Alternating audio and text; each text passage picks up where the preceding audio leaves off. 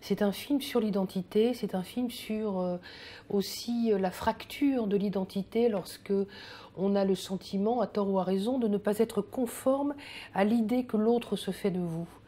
Et c'est souvent d'ailleurs une problématique adolescente. Puisqu'un adolescent se construit toujours avec, dans son imaginaire, un positionnement avec, contre le père, la mère, etc. Mais dans ce film-là, ce qui me semblait très intéressant, c'est de pousser cette réflexion sur l'identité encore un peu plus loin, d'aller chercher surtout, plus encore que l'identité, l'altérité.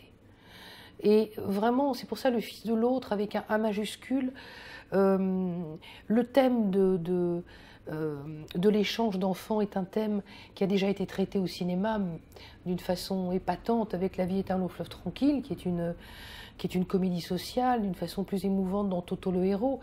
Donc là, c'était un peu le point de départ, et c'était aussi en transposant cette histoire en Israël et en Cisjordanie, où j'ai tourné le film dans sa totalité, c'était aussi essayer d'avoir une réflexion sur l'altérité et essayer de faire un film qui soit un film résolument d'ouverture et d'espoir. Je suis partie avec quelques chefs de poste, mon chef opérateur avec qui je travaille depuis le début, mon ingénieur du son, ma première assistante et une script. Et les acteurs, Emmanuel Devos, Pascal Elbé, Jules Citruc et Mehdi Déby. Tout le reste de l'équipe, que ce soit l'équipe technique ou artistique, était constitué d'Israéliens et de Palestiniens. Nous, les Français, nous étions absolument minoritaires. Et c'était très important que les choses soient ainsi, parce qu'il était important que l'équipe de tournage soit l'exact reflet de ce que le film voulait dire. Et le scénario français a été traduit en anglais, puis de l'anglais en hébreu et en arabe. J'ai demandé à ce que chaque membre de l'équipe le reçoive, y compris certains techniciens qui d'ordinaire n'ont pas le scénario, des machinaux, des électros, etc. Parce que comme c'était un film à caractère profondément idéologique, à défaut de politique, il était important pour moi que ce soit coopté par les gens qui travaillent avec moi. De sorte que tous ceux qui étaient sur le plateau avaient envie de faire ce film-là, et j'ai pu vraiment ressentir, et c'était une vibration magnifique, une union qui a vraiment fait notre force là-bas. La principale difficulté pour moi, quand je me suis emparée de ce projet, ce qui d'ailleurs m'a fait peur pendant un moment, ce qui m'a fait hésiter, ce qui m'a fait longuement réfléchir, c'était la peur du cliché. La peur de véhiculer des clichés, mais malgré moi, de bonne foi. Et donc, j'ai beaucoup travaillé, j'ai beaucoup, comment dirais-je, essayé, en écoutant les uns, en écoutant les autres, de déjouer certains pièges. Et justement, pour moi, le fait de me dire Jules ressemble davantage à un Israélien et pas à un Palestinien, Mehdi ressemble davantage à un Palestinien et pas à un Israélien, c'était pour moi justement véhiculer des clichés. D'ailleurs, Mehdi Déby est belge. Il est né à Liège et il est belge. Donc ça, je n'en voulais pas. Et ce qui était important pour moi, c'était au contraire d'avoir, comment dirais-je, des grands acteurs. Alors, il y a la seule crédibilité qu'il a été nécessaire, puisque je partais avec Emmanuel Devos et Pascal Elbé, c'était de faire comprendre que c'est une famille d'origine française. Pourquoi à la maison on parle plus souvent français qu'hébreu? Bon, mais ça, Israël est un pays justement où beaucoup de nations se retrouvent, beaucoup de gens ont fait leur alia venant de tous les coins du monde. Donc voilà, ça c'était une chose importante. Pour le reste, je crois que la phrase la plus importante dans mon film, c'est quand Yacine et Joseph se regardent dans la glace et que l'un dit à l'autre, regarde, Isaac et Ismaël, les deux enfants d'Abraham. Et finalement, c'est ça, mon film. C'est vraiment un film qui se veut dans la droite ligne quant au message de l'œuvre de celui qui est mon maître, et qui est Amos Oz, le grand écrivain israélien, qui a fondé dès 1977, comme vous le savez, ce mouvement La Paix Maintenant, et qui, voilà, et qui a été, pendant tout au long de ce travail pour moi, comme un phare, une lumière au loin qui éclairait ma route. La musique, dans tous mes films, c'est une écriture. La musique est fondamentale. Là, cette fois-ci, je sais que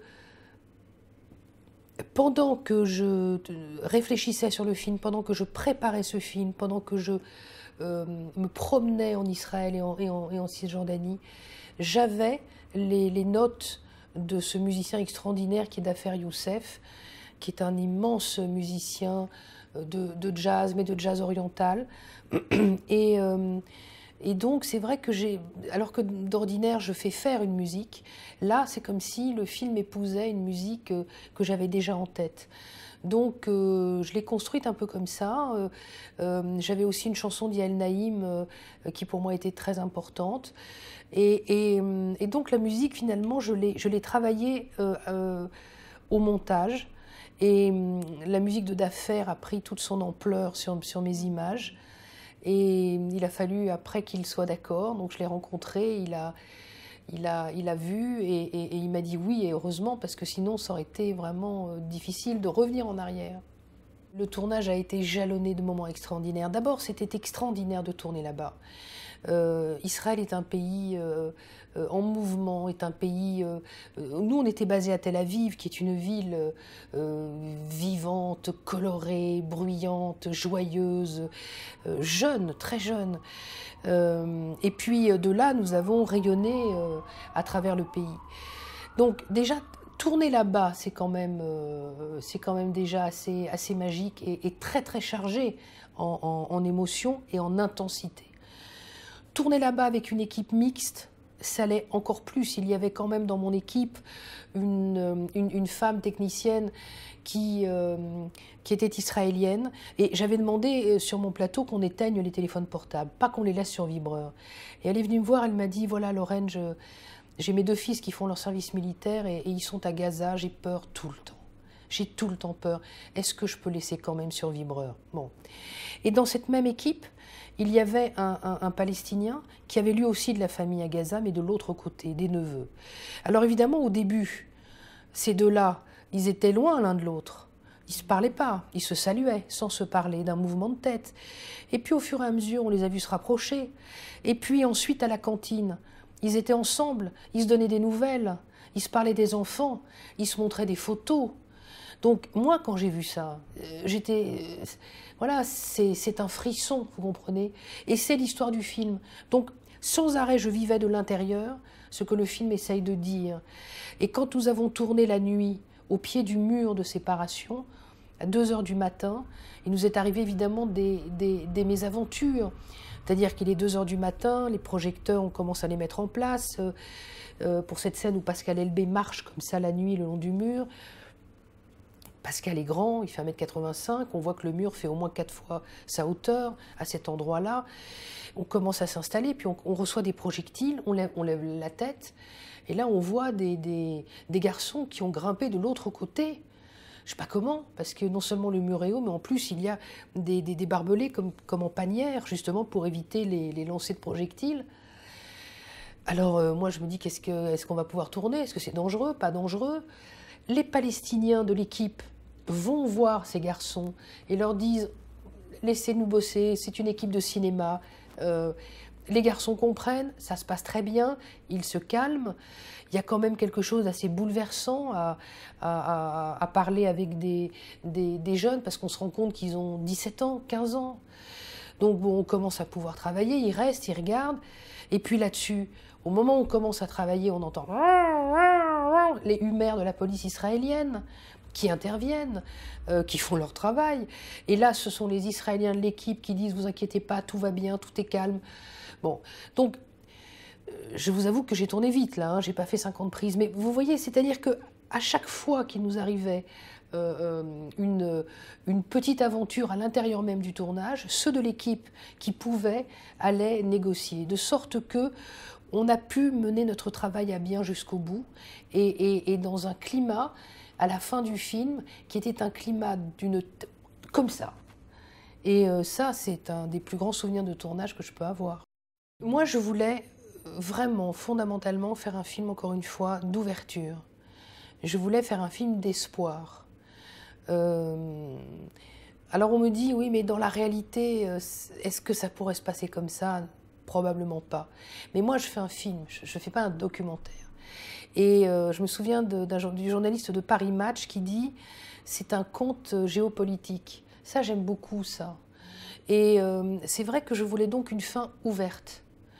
Et finalement, cette fin, je l'ai trouvée, j'ai mis du temps à la trouver, elle n'était pas ainsi dans le scénario, et je l'ai trouvée sur le tournage. Pendant que nous tournions, j'ai eu cette idée-là, comme d'une boucle qui se bouclait, comme justement ces deux fragments d'une même identité qui se rejoignent à travers un mouvement de caméra, un 360 degrés, dont chacun à la moitié, 280, 2 fois 180 degrés égale 360. Et voilà, on comprend, je pense à la fin du film, ce message-là. Je regrette de ne pas pouvoir être là lors de votre avant-première mardi, puisque je suis retenue à Paris par la sortie de mon propre film. Mais en tout cas, j'ai été très heureuse de pouvoir, à travers cet entretien, saluer les gens qui nous feront l'amitié de venir à cette avant-première. Bon, bah, je vous souhaite de très bonnes fêtes. Je vous souhaite une très très bonne projection. Et j'espère que vous aimerez ce film. J'espère qu'il vous touchera. Et j'espère que vous comprendrez tout l'amour que nous avons mis dans ce film et que nous avons envie de partager.